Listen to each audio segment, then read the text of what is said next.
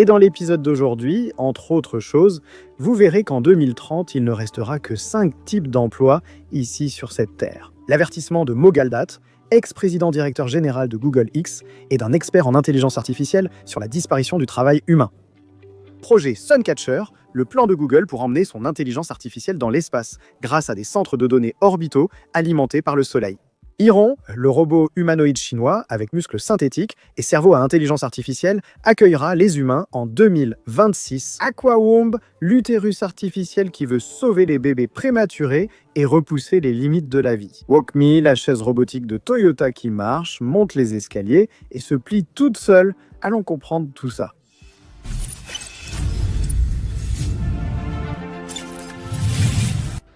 Bonjour impressionnés et impressionnés, je suis Carlos Salves et vous êtes sur Réalité Impressionnante. Une avancée autrefois digne de la science-fiction est désormais réalité. L'entreprise française Wondercraft a reçu la 2e approbation de la Food and Drug Administration pour son exosquelette Atalante X. Un jalon historique qui élargit considérablement l'utilisation de la technologie et redéfinit ainsi ce qui est possible en matière de rééducation et de mouvement humain. Grâce à son design auto-équilibré et à une alimentation par intelligence artificielle, l'Atalante X permet aux personnes paralysées de se lever, marcher et se déplacer. Et cela sans béquille ni aide manuelle. Son approbation, peu après la certification européenne, confirme l'efficacité et la sécurité du système à l'échelle mondiale. L'exosquelette est désormais utilisable pour des lésions de la moelle épinière de C4-AL5, les accidents vasculaires cérébraux et la sclérose en plaques, élargissant l'accès à la thérapie de marche debout. Le secret est dans la fusion de l'ingénierie, la robotique et l'adaptabilité. Entraînée via des milliards de simulations et millions d'étapes réelles, Atalante X ajuste force, rythme et équilibre en temps réel, soutenant indépendamment hanches et genoux. Cela offre un contrôle précis et plus naturel en imitant la biomécanique de la marche humaine. Aujourd'hui, plus de 100 centres de rééducation et de recherche dans le monde entier utilisent déjà cet exosquelette, avec des patients réalisant plus d'1 million de pas par mois. Wondercraft a levé 75 millions de dollars en série D pour augmenter la production et lancer une version personnelle de son exosquelette dédiée à l'autonomie au quotidien. Pour des millions de personnes ayant perdu leur mobilité suite à des blessures, accidents vasculaires cérébraux ou maladies dégénératives, Atalante X est bien plus qu'un dispositif médical. Retrouver mobilité, autonomie et dignité, pourquoi pas? Et c'est peut-être le premier pas vers une nouvelle ère où la robotique ne se contente pas d'imiter notre corps humain, mais redonne en quelque sorte une vie normale. L'avenir des interactions humains-machines est sur le point de changer définitivement. L'entreprise chinoise Xpeng a dévoilé la 2e génération de son robot humanoïde Iron, un modèle tellement avancé que, je l'avoue, c'est un plaisir à regarder. Doté de 62 articulations, 3 puces à Turing et d'une batterie à l'état solide. Il marche, parle et réalise des tâches avec précision, se rapprochant du naturel d'un véritable humain. Présenté à l'Intelligence Artificielle Day 2025 à Canton, Iron a été conçu pour opérer dans des environnements variés, des magasins au bureau. Il interagit facilement et parfois avec empathie selon l'entreprise. Haut de 1,78 m et pesant 70 kg, le robot allie force et finesse motrice. Ses muscles synthétiques imitent le fonctionnement des fibres humaines, se contractant et se dilatant pour générer des mouvements aussi doux qu'équilibrés. On a vraiment l'impression que ce n'est pas un robot qui est là, mais l'entreprise, pour prouver qu'il s'agit bien d'un robot, a montré au moins l'une des jambes comme étant haute, quelque chose de mécanique. Regarde cette vidéo, d'accord? Chaque main a 22 degrés de liberté permettant de saisir des objets fragiles ou de soulever des caisses lourdes. Son visage est constitué d'un écran incurvé, tactile, capable d'afficher des expressions dynamiques pendant que le robot parle. Un détail qui rend ces interactions plus naturelles et moins mécaniques. L'intelligence embarquée, grâce à 3 puces Turing traitant 2250 milliards d'opérations par seconde, est impressionnante. Et c'est cela qui, selon l'entreprise, donne à Iron, ouvrez les guillemets, quelque chose de proche de la conscience contextuelle, fermez les guillemets. Il voit, comprend et agit en fonction des informations qui l'entourent.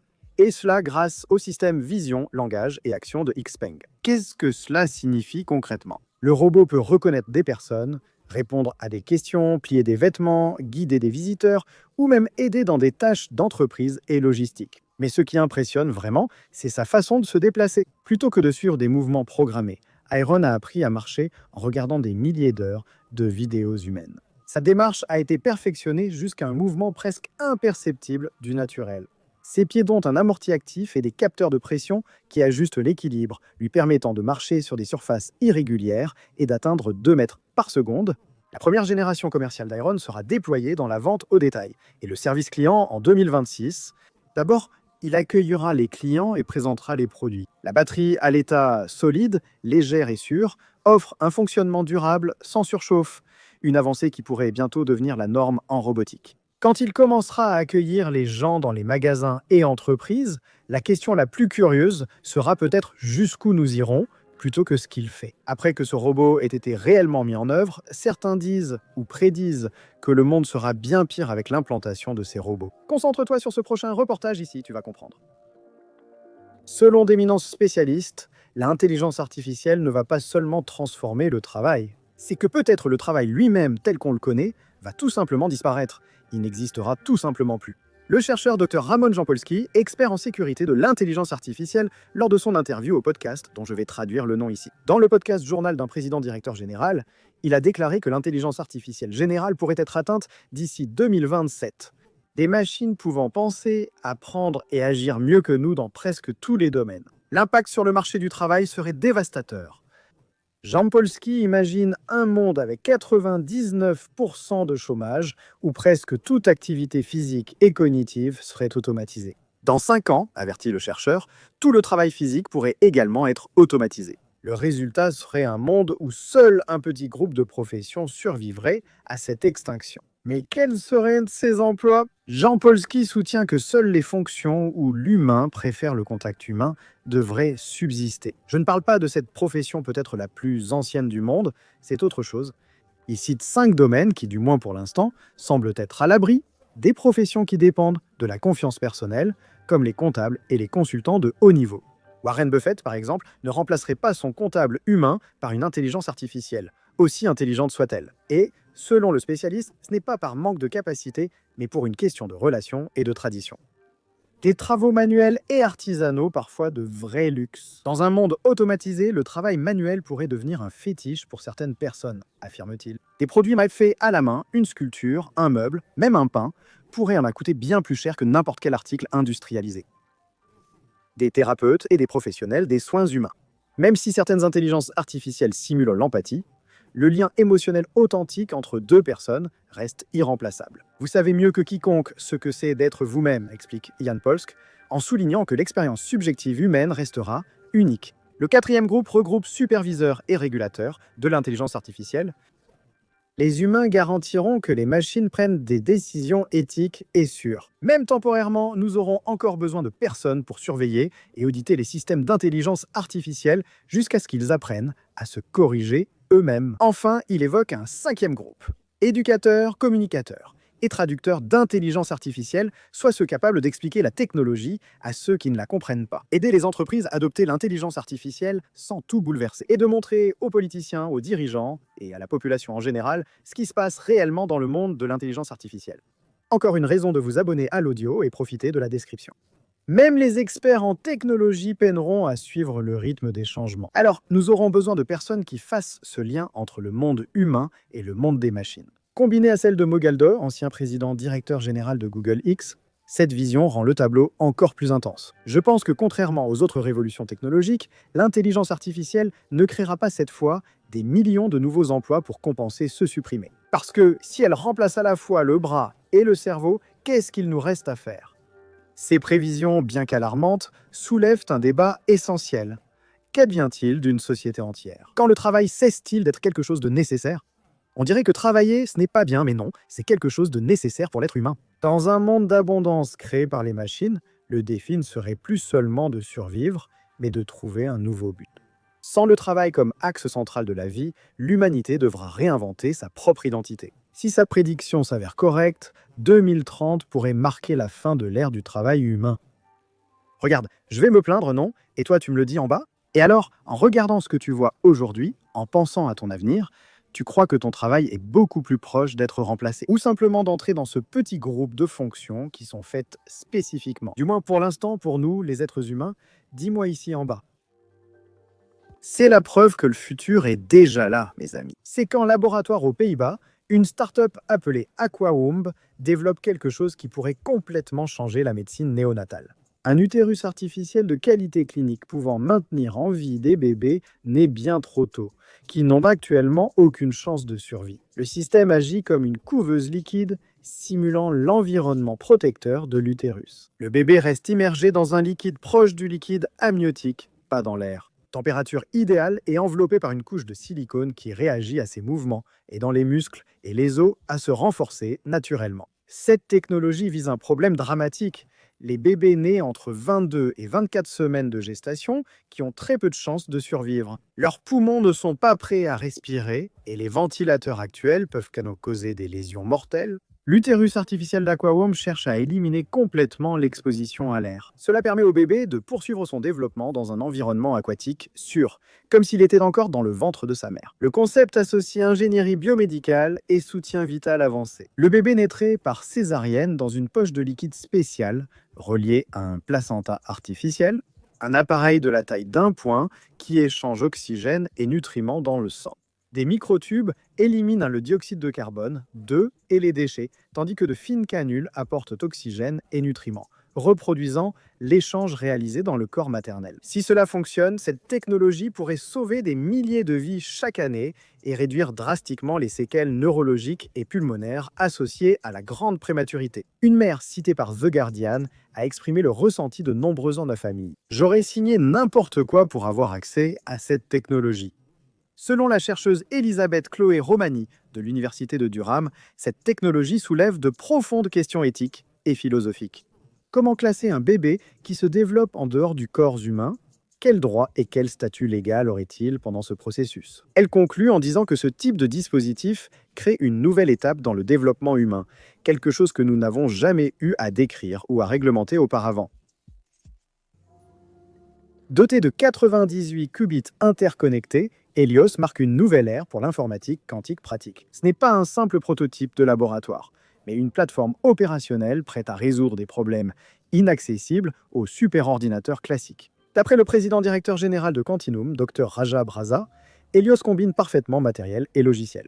Conçu pour simplifier la programmation quantique, comme celle des ordinateurs classiques, les chiffres sont impressionnants. Une fidélité de 99,999, 175% dans les opérations à un qubit, et de 99,9, 121% dans les opérations à 2 qubits. Ce sont les valeurs commerciales les plus élevées jamais enregistrées.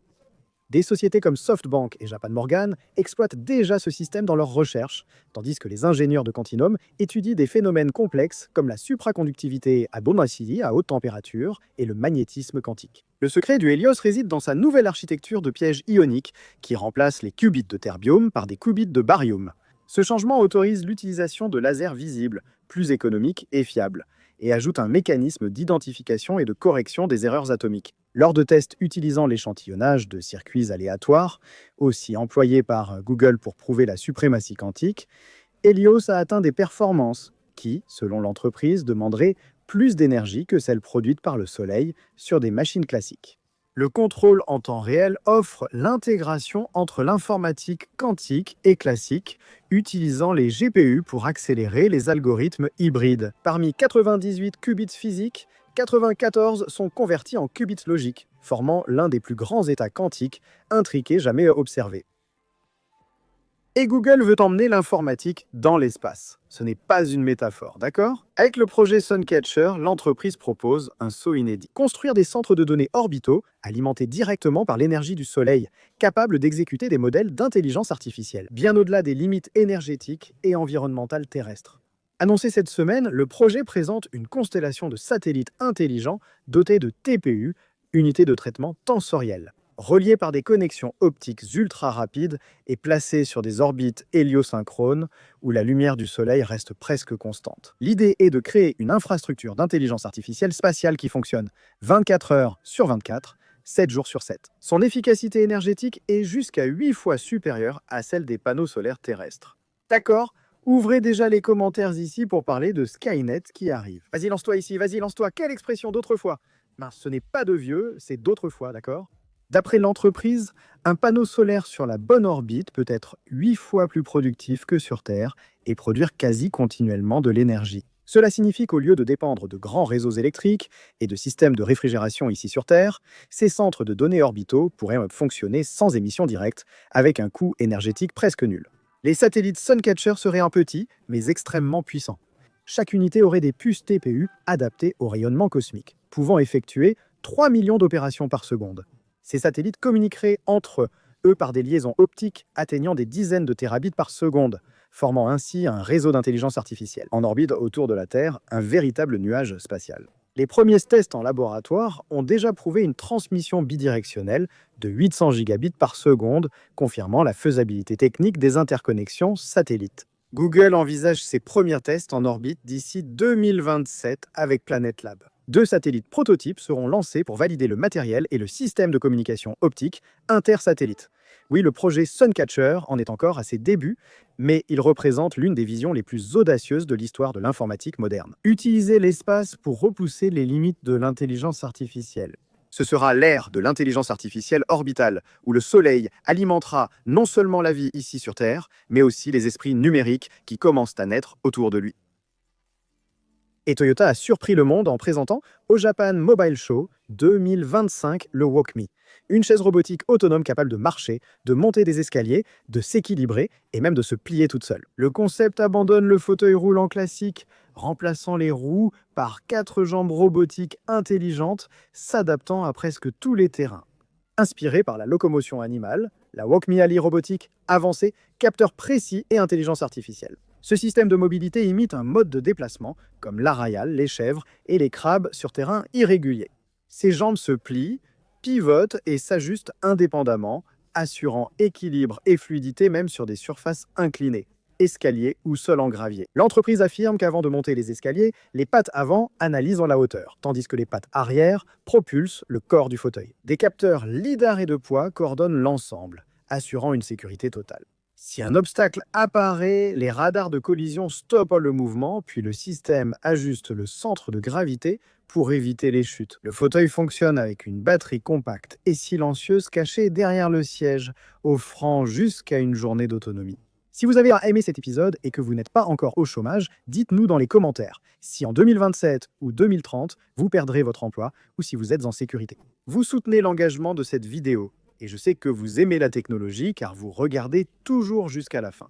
Toutes les sources sont dans la description. Merci de m'avoir accompagné jusqu'ici aujourd'hui. Je ne sais pas encore où je mettrai les commentaires. Peut-être des deux côtés. Merci de m'avoir accompagné jusqu'ici. Vraiment merci. Cliquez sur l'une des 2 options qui vont apparaître à l'écran. On se retrouve à la prochaine. D'accord? Merci. Salut. Abonnez-vous à Auréa si vous voulez garder votre emploi. Sérieusement maintenant, Aura est très importante pour vous. En ce moment, le monde est en transition d'un monde normal auquel nous sommes habitués vers l'ère de l'intelligence artificielle. Description juste en dessous, d'accord?